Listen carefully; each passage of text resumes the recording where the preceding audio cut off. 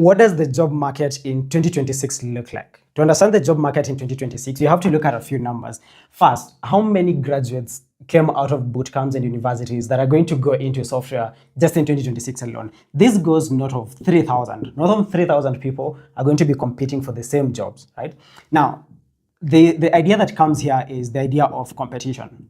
And I want to show you how competition does not work in this case, because out of these 3,000 people, let me take an example of web development.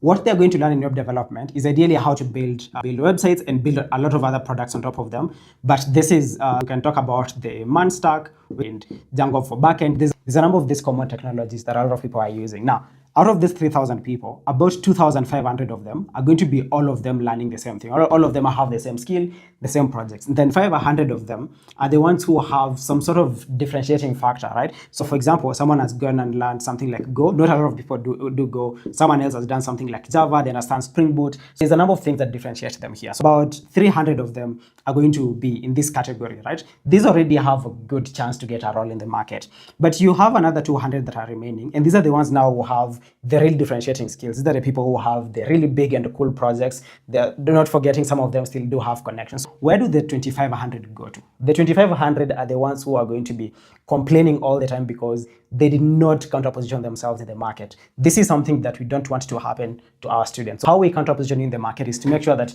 you build products that are required for the market. Either you want to build a startup or the existing startups are doing that. So to help you understand this even further, I'm going to give you another number here. In the financial year that ended 31st of March 2025, M-Pesa transacted over $450 billion. This is roughly about 58 trillion Kenyan shillings. This is how much money moves through the platform. So this means that if you understand how to build on top of the M-Pesa platform using Daraja, if you know how to build on top of this, you can get even a tiny 0.001% of whatever is being transacted here, and that will be enough for you to get started in building your career and building your products in tech. And I want you to even go further and look at platforms like, let's just say meta platforms in general, Instagram, Facebook, WhatsApp. See the number of businesses that are running on top of these platforms, and see how you can take a small percentage of that for yourself and build those platforms to get your products. And I also want you to look at the number of companies that do use these products.